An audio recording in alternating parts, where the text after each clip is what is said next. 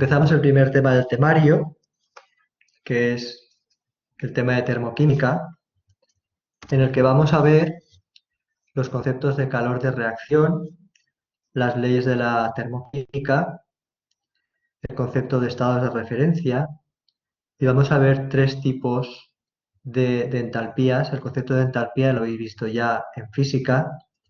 Estos tres conceptos esas tres entalpías son la entalpía de formación, la entalpía de reacción y la de combustión, que se pueden relacionar para obtener unas a partir de otras. Después veremos la bomba calorimétrica, que es el dispositivo experimental que se utiliza para obtener entalpías de combustión y por ende el resto de las entalpías.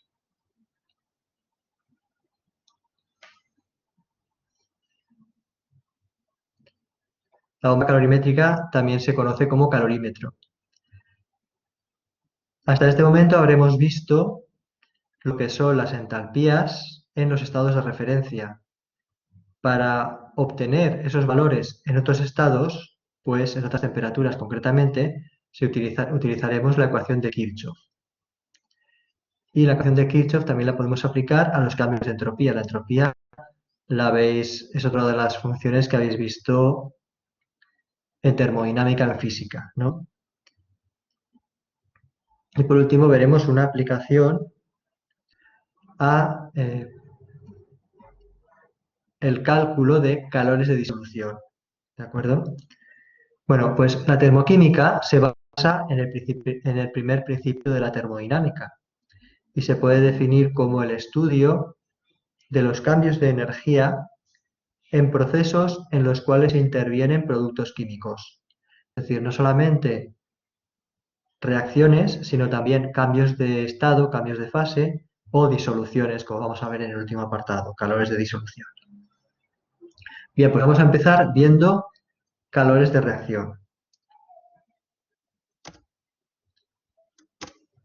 El calor de reacción es el calor que se intercambia en la transformación de los reactivos a productos a temperatura constante y tenemos ahí una reacción genérica. ¿Qué quiere decir esto de temperatura constante? A ver, en el momento en que una reacción produzca calor, por ejemplo, pues aumentará la temperatura de los productos, con lo cual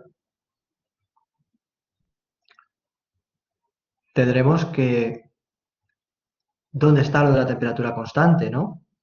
Vale, pues simplemente tenemos que tener en cuenta que la temperatura, que el calor que se genere en ese momento, que nosotros detectemos en ese momento y que habrá calentado los productos, no es el calor de reacción.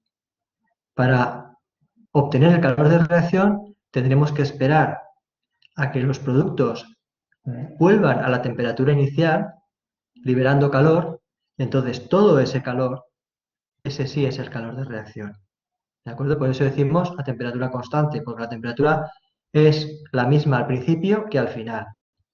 Si la temperatura al final es distinta de la temperatura al principio, no podemos hablar de calor de reacción. El calor de reacción depende de las condiciones experimentales.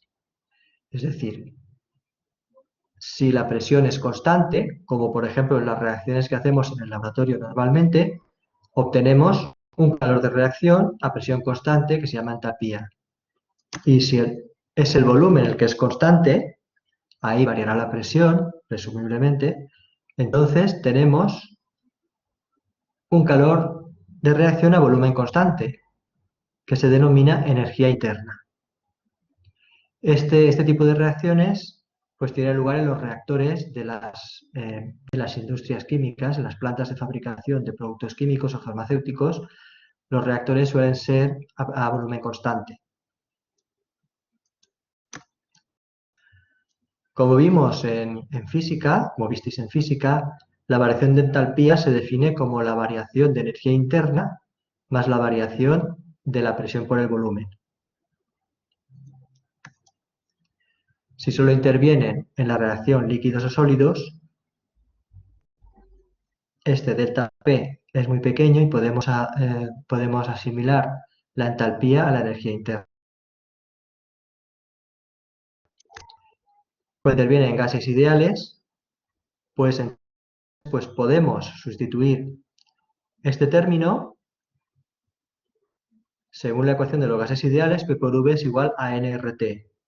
Entonces, delta de P por V será igual a, puesto que la temperatura es constante, como hemos dicho, y R es la constante de los gases, lo único que puede tener un incremento es el número de moles. Luego será delta N por R por T. ¿De acuerdo? Y ahora quería pasar a la tablet. A ver.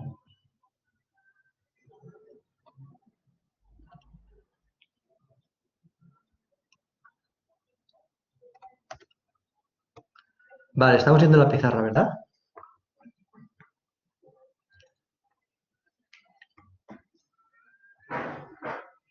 De acuerdo.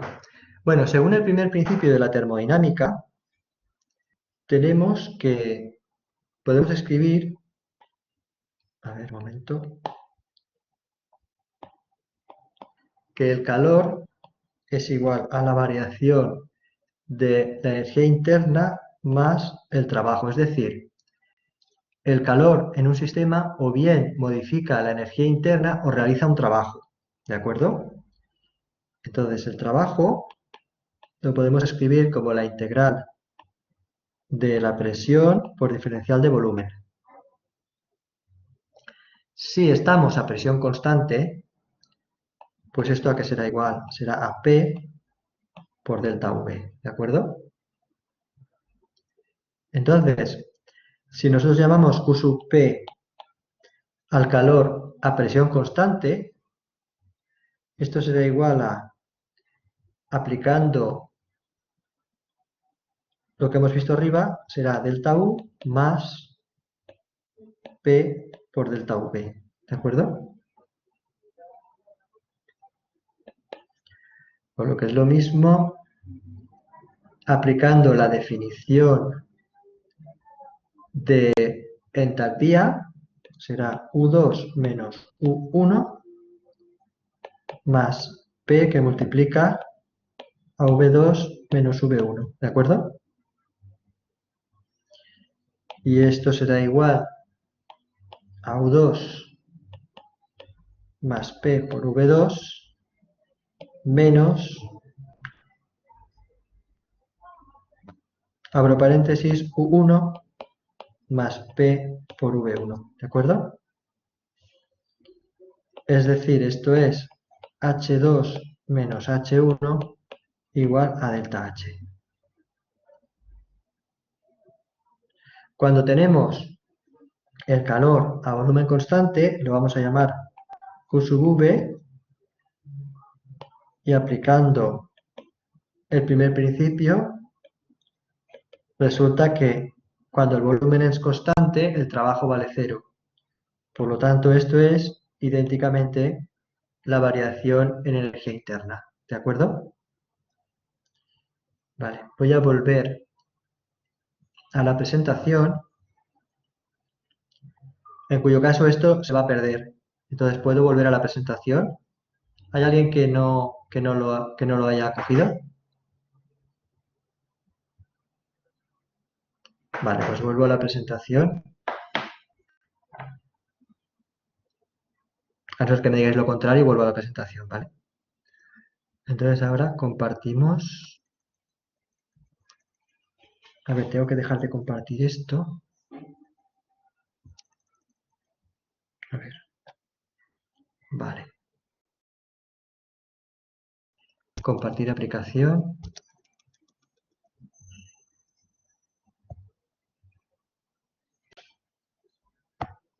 Y vuelvo a la presentación. Ah, ya no está.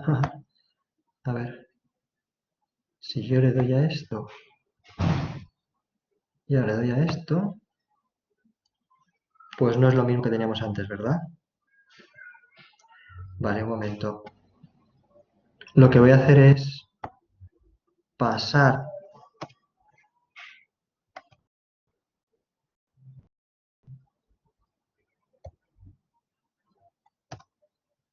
la presentación al formato de pantalla completa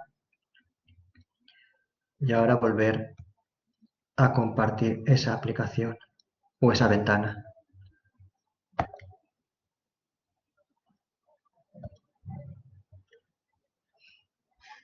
Vale. Vale, pues dicho esto, a ver. Bueno, esto es lo que habíamos dicho. Si esa presión constante, tal, como... A ver, un momento, voy a ocultar esto. Por definición de entalpía es igual a delta U más variación de delta PV. Si eso interviene en sólidos o líquidos, tenemos esto, y si intervienen gases ideales, tenemos esto, esta reacción. Vale. A ver, por favor, esta ecuación que tenemos aquí abajo, delta H igual a delta U más N, delta N RT, escribidla en algún sitio, ¿de acuerdo? De hecho, os voy a decir una cosa, quizás lo tenía que haber dicho ayer, y es que en el examen podréis llevar 3 hojas con fórmulas, que las tenéis que hacer vosotros, esas hojas, ¿no? Esas fórmulas. Entonces, yo creo que esta es esa es la primera fórmula ya que debéis tener en esos apuntes, en ese formulario, ¿de acuerdo? Entonces, tenerla presente porque ahora vamos a hablar sobre ella. Vamos a ver antes el concepto de reacciones exotérmicas y endotérmicas. Exotérmicas son aquellas que desprenden calor. Entonces, por convenio, las endotérmicas, el signo del calor es negativo. Y decimos que el contenido entálpico de los productos de reacción es menor que el de los reactivos. Las reacciones endotérmicas son aquellas que absorben calor. Por convenio, en ese caso el calor es positivo y se dice que el contenido entálpico de los productos es mayor que el de los reactivos. Bien, pues vamos a ver unas cuantas reacciones y vamos a tener en cuenta la ecuación que os he dicho que apuntarais. Tenemos aquí 4 ejemplos de reacciones. La primera parece ser la combustión de la glucosa, después una reacción de oxidación del hierro, el paso de diamante a grafito y la síntesis del amoníaco. Entonces, en el primer caso, fijaos, ¿qué diferencia hay entre si realizamos en vasija abierta o en recipiente cerrado? Pues en vasija abierta nos está diciendo que la presión será constante. El recipiente cerrado nos está diciendo que el volumen será constante. ¿De acuerdo? Entonces, en este caso, la vasija abierta, el calor será la entalpía y en el recipiente cerrado será la energía interna. Bueno, pues en el primer caso, ¿qué tenemos? Tenemos que 6 gas, oxígeno, producen 6 moles de dióxido de carbono. Y el resto de los componentes que aparecen aquí es un sólido y un líquido. Entonces, el sólido y el líquido van a tener muy poca influencia en la variación del volumen total. Al final, la variación del volumen va a venir dada por la variación en el número de moles de gases, ¿de acuerdo? Como vemos en la ecuación que os he dicho antes. Entonces, en este caso, si tenemos 6 moles de oxígeno para dar 6 moles de dióxido de carbono, eso es lo mismo que un delta N de 0. En este caso, delta H será igual a delta U. Por lo tanto, el calor que se desprenderá será el mismo. ¿De acuerdo? Vamos con el segundo caso. Aquí tenemos una disolución y un sólido, se genera un gas, ¿de acuerdo? Un gas que no había antes, por lo tanto, delta N será positivo en este caso. Delta N será positivo. ¿Y qué pasará con delta H? A ver, delta H hemos dicho que era delta U más delta N, ¿vale? Por RT.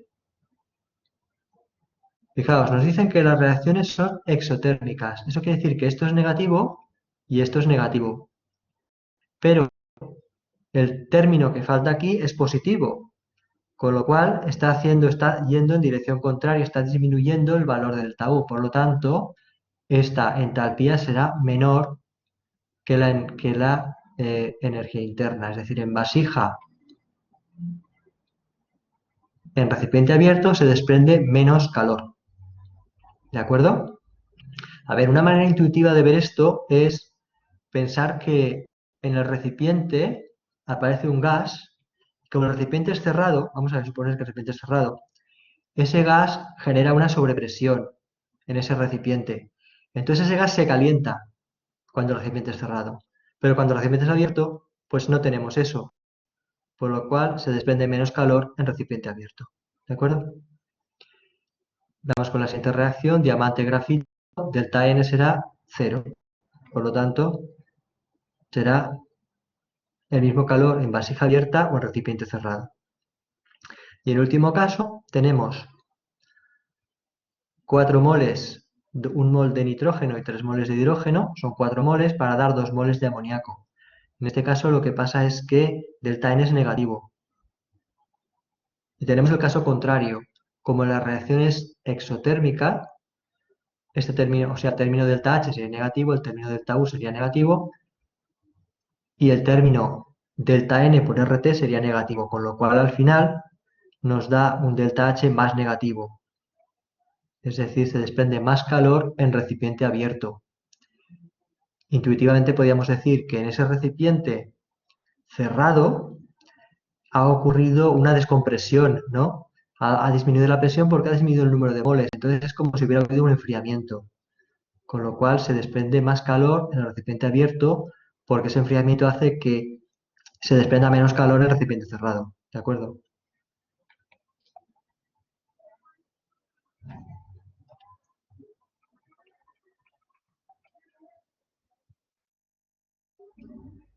Fijaos una cosa, aquí, siempre que escribimos una reacción, veremos la importancia que tiene esto luego, ponemos el estado en el que se encuentran los compuestos químicos, en este caso sólido, gas, líquido, una disolución, la forma alotrópica, etcétera, ¿vale?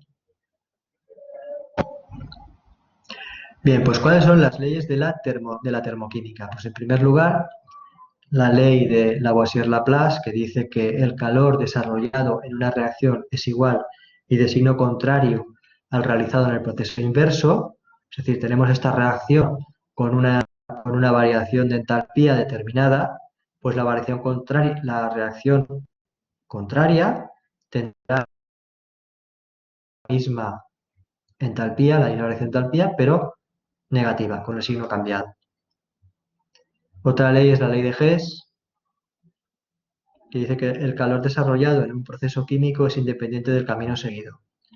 A ver, tenemos un proceso A para dar C con una entalpía determinada, otro proceso C para dar B con otra entalpía, y entonces el proceso que pasa de A a B es la suma de las dos. Bien, estas leyes de la termoquímica, las leyes de la termodinámica son consecuencia del primer principio de la termodinámica. Y también consecuencia de que la entalpía, como habéis visto en física, es una función de estado. Es una función que se mide en el equilibrio y su valor es independiente del camino que se siga. Ese es el fundamento de la ley de Hess.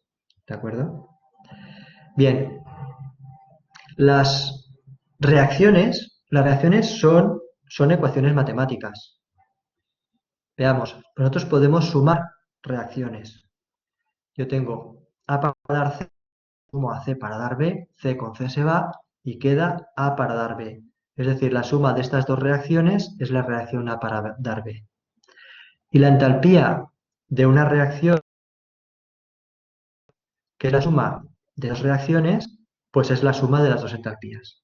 Es decir, cuando operamos con reacciones, lo que hacemos con ellas, lo hacemos con las entalpías.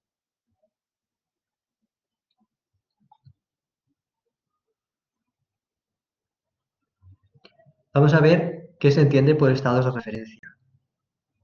Estado de referencia es un estado termoquímico de referencia, estado normal o estándar, es cuando la función de estado que estamos midiendo es a una atmósfera y a una temperatura especificada que normalmente van a ser los 25 grados centígrados o 298 Kelvin.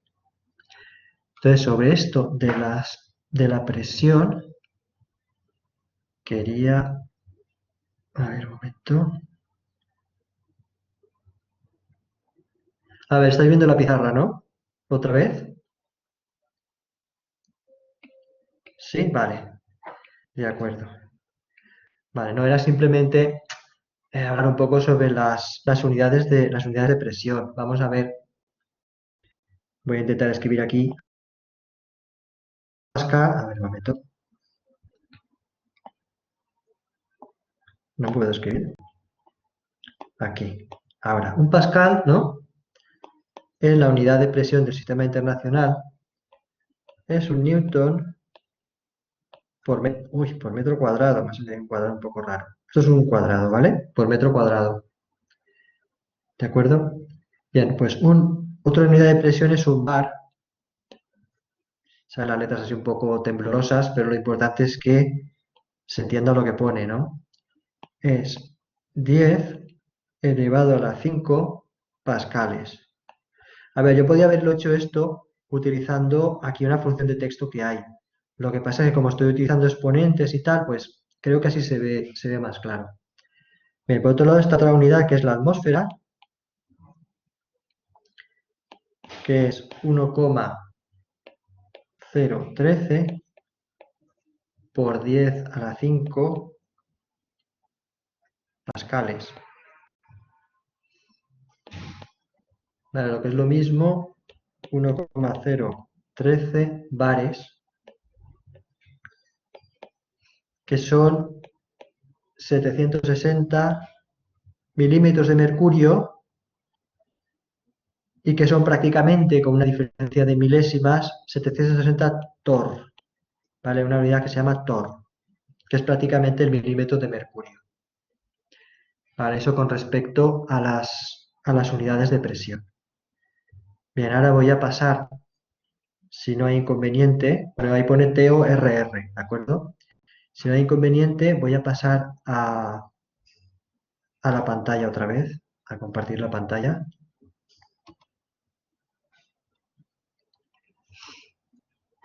A ver, compartir aplicación pantalla.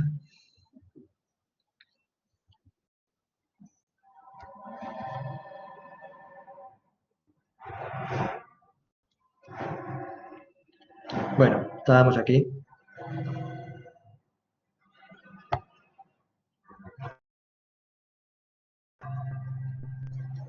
Bien, hemos visto lo que es el estado termoquímico de referencia, que es una atmósfera y una temperatura especificada, normalmente 298 que 25 grados Celsius. El cero de entalpía para los elementos químicos, en su forma alotrópica más estable, se le asigna un valor de 0. A ver, ¿por qué? Porque en termoquímica lo que tiene significado físico es la diferencia de entalpía. Eso quiere decir que podemos poner el 0 donde queramos, ¿de acuerdo? Porque lo que importa son las diferencias de entalpía. Con lo cual lo que se hace es que se adopta este criterio de forma arbitraria, que es a los elementos químicos en su forma alotrópica más estable, pues se les da un valor igual a 0. Entonces, escribimos que H supra 0, es decir, la entalpía de referencia, en el estado de referencia, es igual a 0 para un elemento. Aquí ya no ponemos delta porque estamos definiendo el valor, digamos, valores absolutos de entalpía, ya no ponemos variación, ¿de acuerdo? Vale, pues cuando tenemos un compuesto, los compuestos químicos tienen un contenido entálpico al calor de formación a partir de los elementos en estado de referencia, ¿de acuerdo? Es decir, el estado termoquímico para un compuesto será el calor de formación de ese compuesto a partir de los niveles, o sea, a partir de los en el estado de referencia, ¿de acuerdo?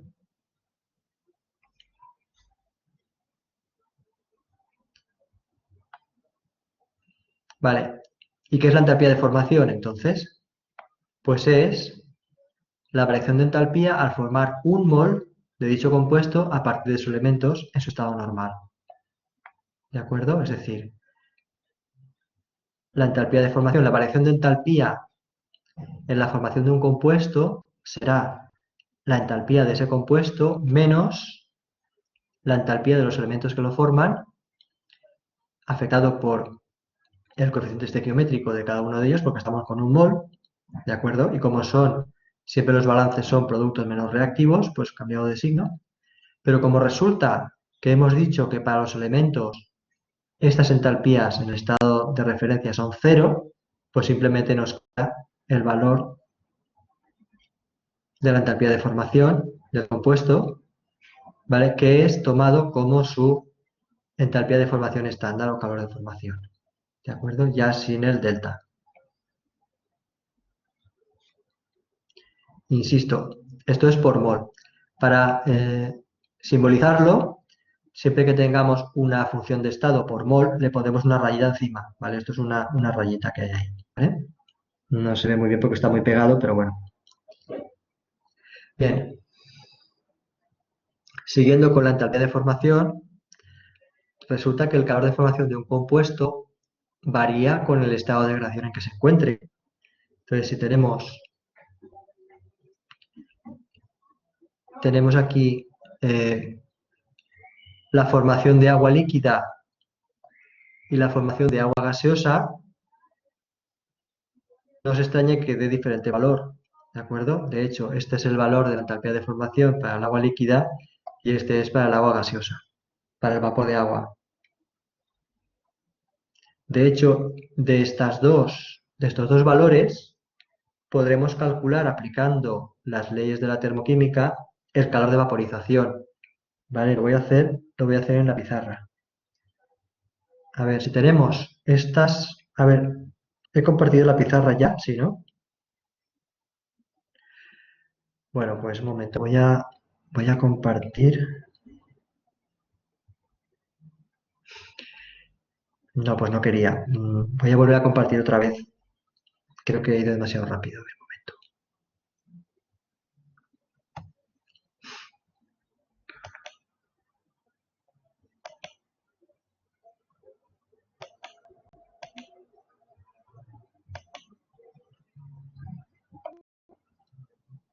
Vale. A ver, lo que quería que viéramos aquí es que para obtener la entalpía de vaporización, yo lo que puedo hacer es cambiar de signo esta reacción y sumársela a la de abajo. ¿De acuerdo? Es decir, si yo le doy la vuelta a esto, queda H2O líquida para dar H2 gas más. Bueno, esto sería un medio, ¿eh? Ahí. Un medio de O2 y bajo tendríamos H2 gas más un medio de O2 para dar 2 de agua. Entonces, hidrógeno y un medio de oxígeno se irían y quedaría H2O líquido para dar H2O gaseoso. ¿De acuerdo? Y ahora sí que voy a compartir la pizarra. Vale, entonces lo que tendríamos es el resultado de esa operación que hemos hecho sería, a ver, H2O, bueno, eso es un oxígeno, ¿vale? Una O. Líquido para dar H2O gas, ¿vale?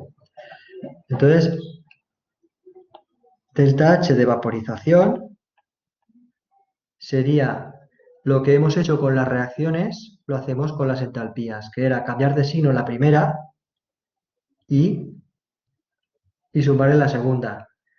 Entonces sería 285,84 kilojoule por mol menos 241,79 kilojoule por mol. Vale, y esto creo que da 44,05 kilojoule por mol, que sería el calor de vaporización del agua. ¿De acuerdo? El paso de líquido a gas. Vale, esto es un ejemplo de aplicación de las leyes de la termoquímica. Volvemos otra vez Perdonad la letra de pata de gallo, pero es que no se puede escribir mejor. Bueno, pues entonces, a ver, volvemos otra vez aquí y voy a compartir otra vez la presentación.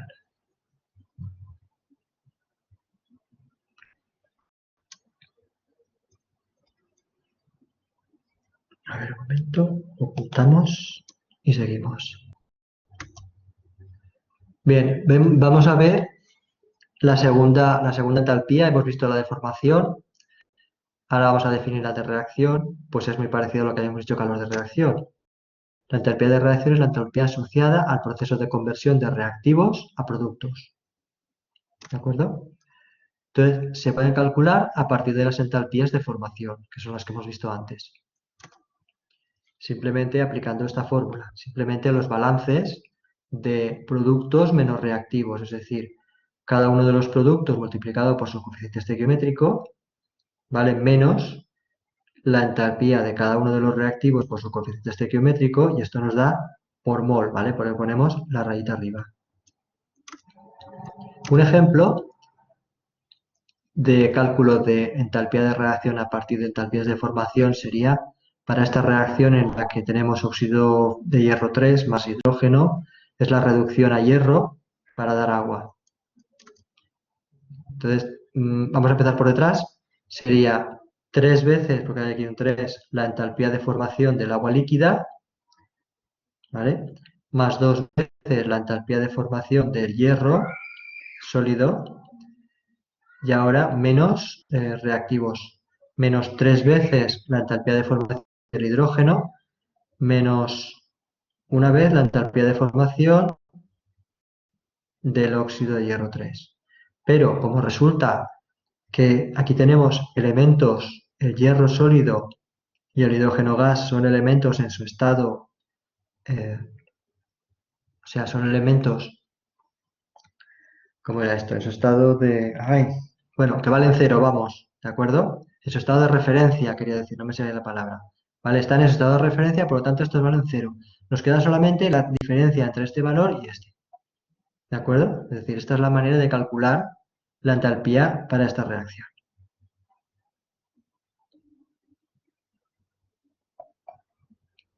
Vamos a ver ahora el tercer tipo de entalpía.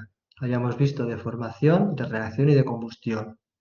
Entonces, la entalpía de combustión pues es un tipo particular de entalpía de reacción. ¿Y por qué la vemos aparte? Pues vamos a ver por qué. La entalpía de combustión corresponde a la entalpía asociada a la reacción de combustión, combinación con oxígeno de un compuesto o un elemento dado. A ver, decir combustión es decir oxidación. Una oxidación es una combustión lenta, ¿de acuerdo? Las dos serían equivalentes, serían entalpías de combustión. Las entalpías de combustión son fáciles de medir experimentalmente y el principal uso es estimar la entalpía de formación a partir de la ley de Hess. ¿De acuerdo? Es decir, con las entalpías de combustión obtenemos las de formación y con las de formación podemos obtener las de cualquier otra reacción.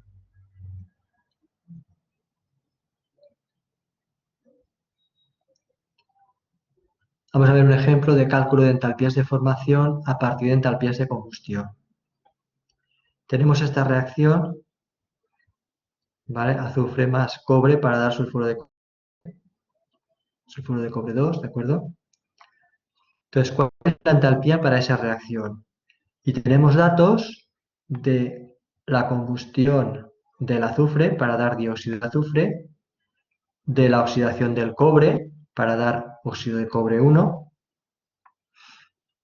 y de la oxidación del sulfuro de cobre para dar dióxido de azufre y óxido de cobre, ¿de acuerdo? Es decir, tenemos las reacciones de combustión o de oxidación de cada uno de estos tres compuestos, bueno, de estos tres componentes, ¿no?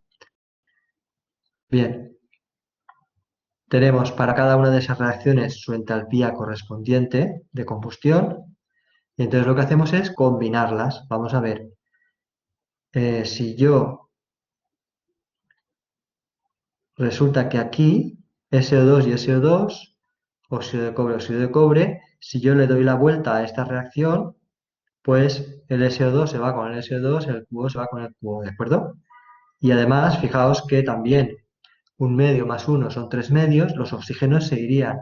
Entonces, si nosotros a esta le sumamos esta y le restamos esta, obtenemos la primera. Pues lo que hemos hecho con las reacciones lo hacemos con las entalpías, ¿de acuerdo? Entonces, aplicando las leyes de la termoquímica que hemos visto, pues se llega a que lo que tenemos que hacer para calcular esta entalpía de reacción es coger la de combustión de la primera reacción, sumarle la de combustión de la segunda reacción y restarle la de combustión de la tercera reacción. ¿De acuerdo?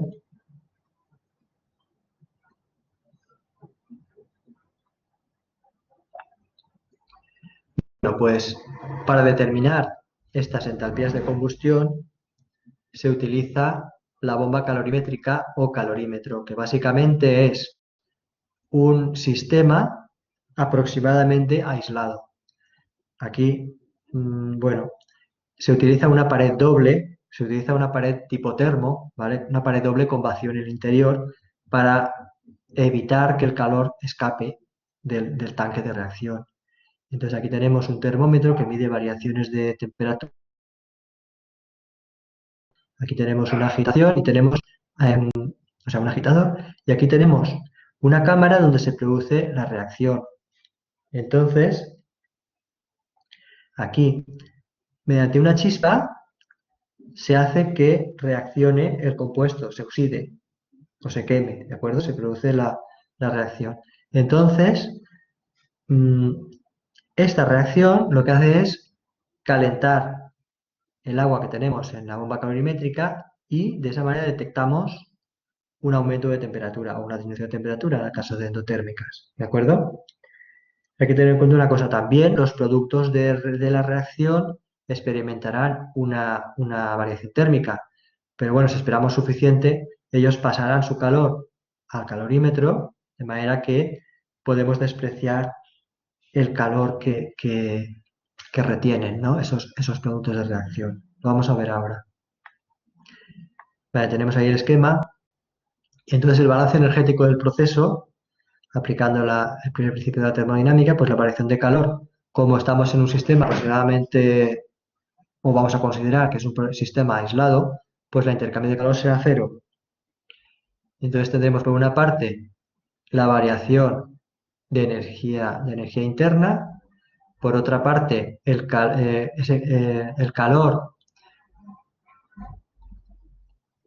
empleado en aumentar la temperatura del calorímetro, ¿de acuerdo? Y el calor que se utiliza, o la energía que se utiliza para aumentar la temperatura de los reactivos.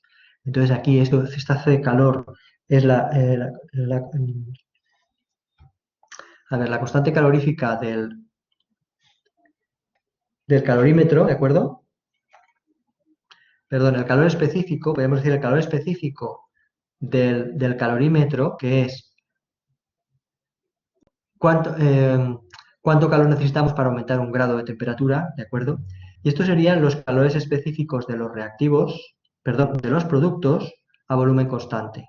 Pero como resulta que los calorímetros se diseñan de manera que la capacidad calorífica del calorímetro sea superior a la de los productos, lo que hacemos es este término despreciarlo. Y nos queda, bueno, este término lo despreciamos, y nos queda una relación tan sencilla como esta. ¿De acuerdo? La variación de energía interna es menos la capacidad calorífica del calorímetro por el aumento de temperatura. Si esto es por mol, lo calculamos por mol, pues esto tenemos que dividirlo por mol y queda energía interna por mol, pues menos capacidad calorífica del calorímetro por aumento de temperatura y dividido por el número de moles.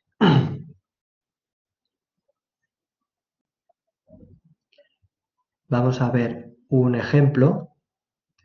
Dice, se quemó 1 gramo de hidracina en una bomba calorimétrica con una capacidad calorífica que nos dan aquí, y tras la combustión la temperatura del calorímetro se incrementó en 3,51 grados.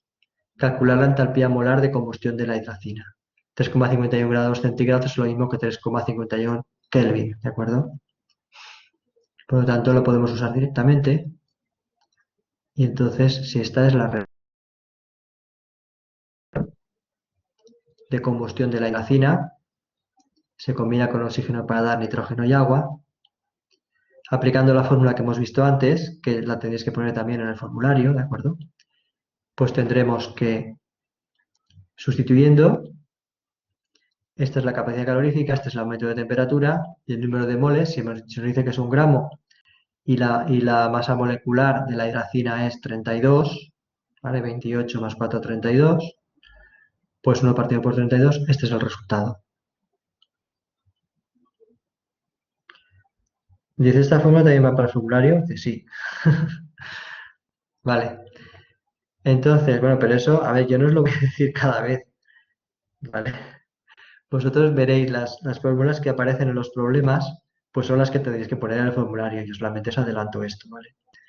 Bien, y ahora, ¿qué pasa? Que lo que obtenemos, como hemos visto antes, en los cálculos de la bomba calorimétrica, son variaciones de calor a volumen constante, ¿de acuerdo? Si nosotros queremos la entalpía, pues tendremos que utilizar la fórmula que ya tenemos ahí al lado, ¿eh? Pero como resulta que la variación en el volumen del número de moles de gases es cero, porque solamente contabilizamos los volúmenes gaseosos, pues entonces resulta que la entalpía y la energía interna son la misma. ¿De acuerdo? Vale. Bien, pues vamos a parar aquí, doy la clase por acabada y vamos a ver el tema de los grupos de los talleres, ¿vale? Un momento, voy a cambiar, voy a parar la grabación.